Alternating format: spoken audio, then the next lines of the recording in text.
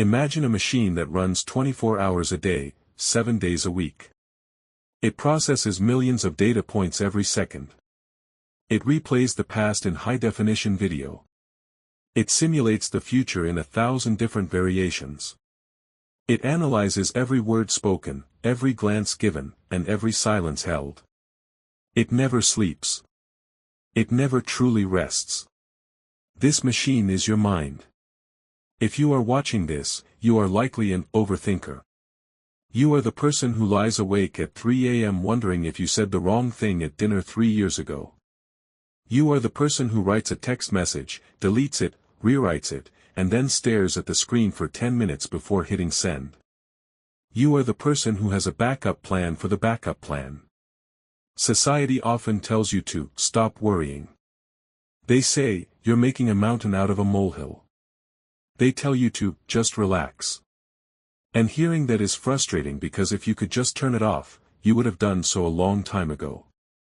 You don't overthink because you want to, you overthink because your brain is wired for complexity. But let me tell you something profound today. Overthinking is not necessarily a flaw. It is a mismanaged superpower. While it can be exhausting, the tendency to overthink is often a sign of a high-functioning, deeply empathetic, and incredibly creative mind. It is a sign that you care. It is a sign that you are paying attention. Today, we are going to explore the 4 rare and powerful personality traits that define the overthinker. We are going to stop shaming your busy mind and start understanding it.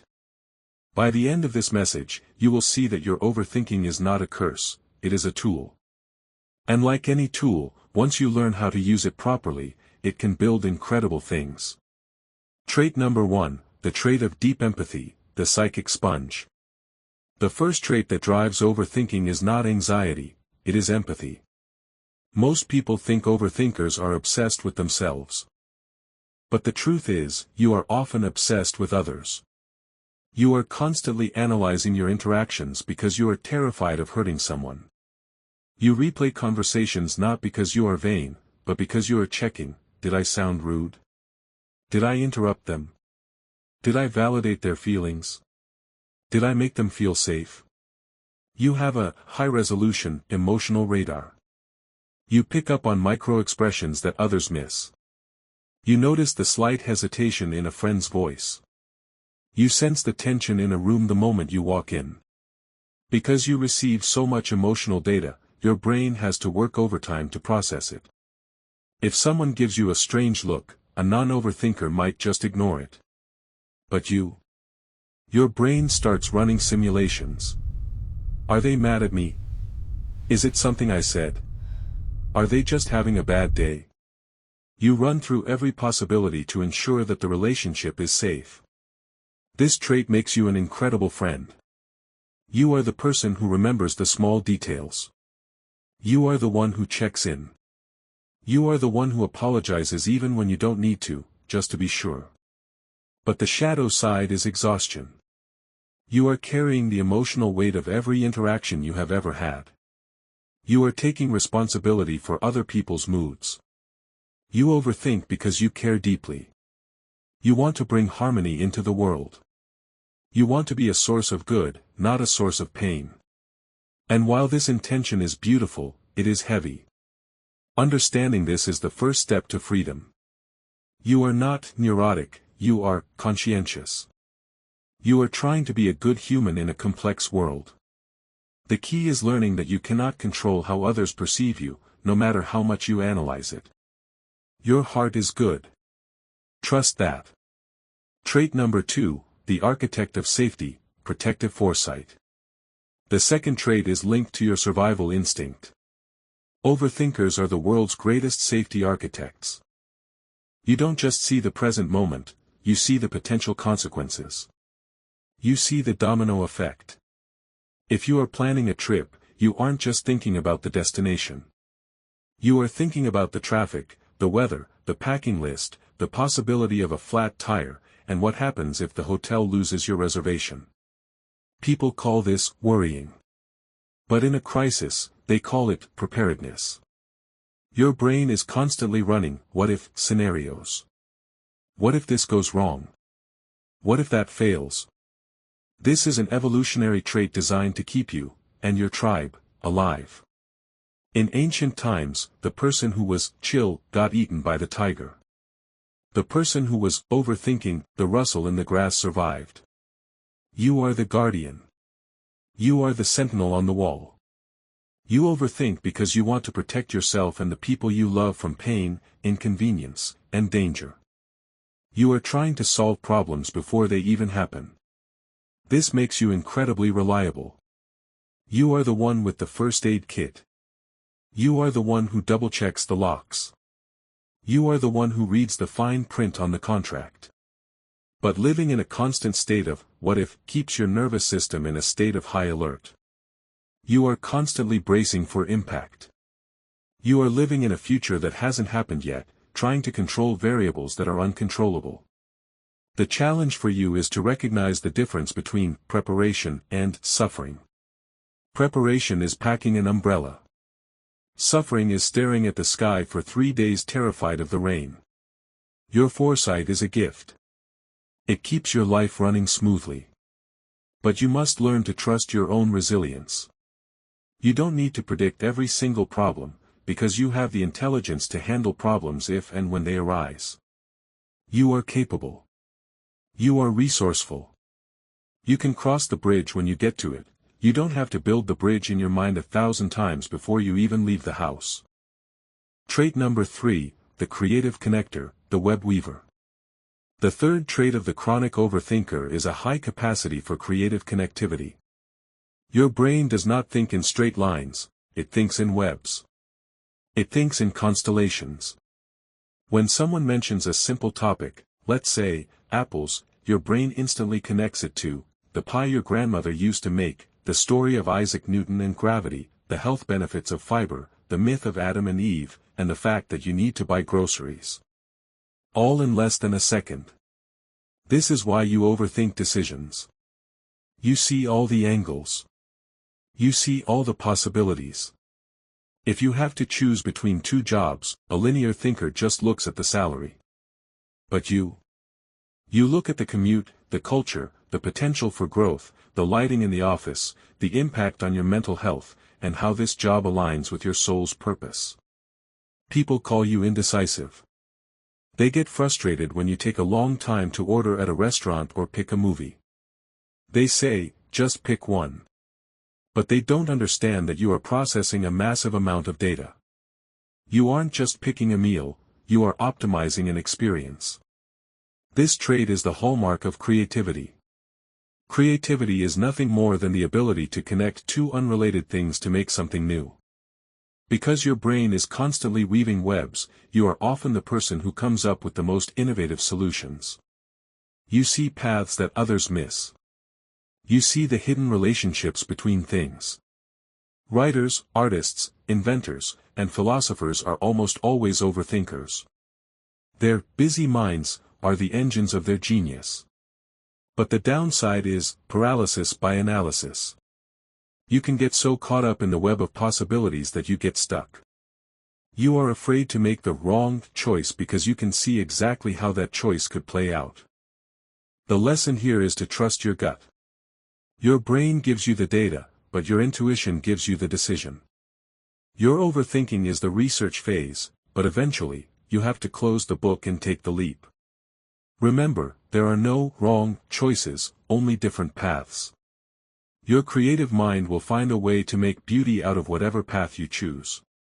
Trait number 4, the seeker of meaning, the deep diver. The fourth trait is perhaps the most spiritual.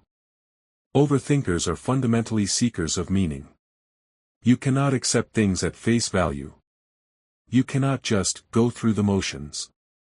You need to know why. Why did that person say that? Why am I here? What is the purpose of this pain? What is the lesson in this failure? Your overthinking is actually a form of digestion. You are digesting your life experiences. You are extracting the nutrients of wisdom from every event. While others might go through a breakup and say, oh well, on to the next, you will spend months analyzing the relationship. You will replay the arguments. You will dissect the dynamics. You will read books on attachment theory. You will journal about it. To an outsider, this looks like obsession. It looks like you are stuck. But what you are actually doing is integration. You are making sure that you learn the lesson so you don't have to repeat it. You are trying to understand the deeper patterns of your life so you can break them. You are a philosopher at heart. You want your life to mean something. You want your actions to have purpose. This trait makes you incredibly wise. People come to you for advice because they know you have thought about things deeply. They know you won't give them a superficial answer. You give them depth. But the danger is that you can think too deeply about things that are shallow. You can spend hours looking for the meaning behind a rude comment from a stranger, when the reality is simply that they were hungry or tired. Not everything is a sign. Not everything is a puzzle to be solved. Sometimes, a cigar is just a cigar. Your challenge is to learn discernment. Use your powerful analytical mind for the big questions, your purpose, your love, your growth. But give yourself permission to let the small things slide. You don't have to decode the entire universe every single day. Some days, you can just exist. The spiritual purpose of your busy mind. Finally, we must ask, why were you given a mind that never stops? Is it a curse? Is it a glitch? No.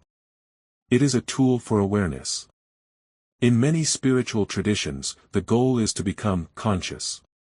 Most people walk through life asleep. They operate on autopilot. They react without thinking. They repeat the same cycles without questioning them. But you cannot sleep. Your mind keeps waking you up. Your overthinking is a sign that you are fighting to be fully conscious. You are fighting to understand. You are fighting to see the truth beneath the illusions. You are the witness. You are the observer. The pain of overthinking comes when you try to control what you see. But the peace comes when you simply allow yourself to see it. Imagine your thoughts are like birds flying across the sky. The problem isn't the birds, the problem is that you are trying to catch every single one of them. You are trying to analyze every feather. That is exhausting. The spiritual upgrade happens when you learn to just watch the birds fly. You notice the thought, I wonder if they are mad at me, and you simply say, there is an anxious thought. And you let it fly by. You don't invite it in for tea. You have a powerful engine. You just need to learn how to put it in neutral sometimes. The solution, from overthinking to inner knowing. So, how do you live with this beautiful, chaotic, exhausting mind? First, stop fighting it. Stop hating your brain. Stop wishing you were simpler. Your complexity is your gift. When you catch yourself overthinking, do not judge yourself. Say, thank you, brain, for trying to protect me. Thank you for trying to solve this problem. Second, give your mind a job. Your brain is like a border collie. If you don't give it a task, it will chew up the furniture. If you don't give it a problem to solve, it will create one. So, channel that mental energy. Write. Paint. Solve puzzles. Learn a language. Meditate. Give your processing power a healthy outlet so it doesn't eat you alive. Third, practice the so what technique. When you are spiraling about a potential disaster, ask yourself, okay, if that happens, so what? If they are mad at me, so what? I will survive. If I make a mistake, so what? I will learn. If I look foolish, so what? I am human. Take the fear to its logical conclusion and realize that you are strong enough to handle the worst-case scenario. You have survived 100% of your bad days. Your track record is flawless. And finally, trust your heart. Your head is loud, but your heart is a whisper. The head overthinks, the heart simply knows. When the noise gets too loud, place your hand on your chest. Drop your awareness out of your skull and into your body. The answer you are looking for is rarely in the spinning thoughts, it is usually in the quiet feeling beneath them. The final ritual. If this message resonated with your spirit today, if you felt a sense of relief knowing that your busy mind is actually a sign of a caring heart, then I invite you to make a powerful declaration. I want you to signal to the universe that you are making peace with your mind. I want you to reclaim your peace. Close your eyes for just a second. Take a deep breath in, imagining you are inhaling clarity. Exhale slowly, imagining you are blowing away the cloud of confusion. And silently say, I trust my intuition over my anxiety. My mind is my servant, not my master. And to seal this intention, go to the comments below and write these simple words. I choose peace. Let those words be your anchor. Let them be the moment you step off the hamster wheel and step onto solid ground. You are smart. You are deep. You are kind. And you are doing a better job than you think you are. Thank you for sharing your energy with me today. Your mind is a beautiful place, just remember to open the windows every once in a while. Until next time, be gentle with your thoughts.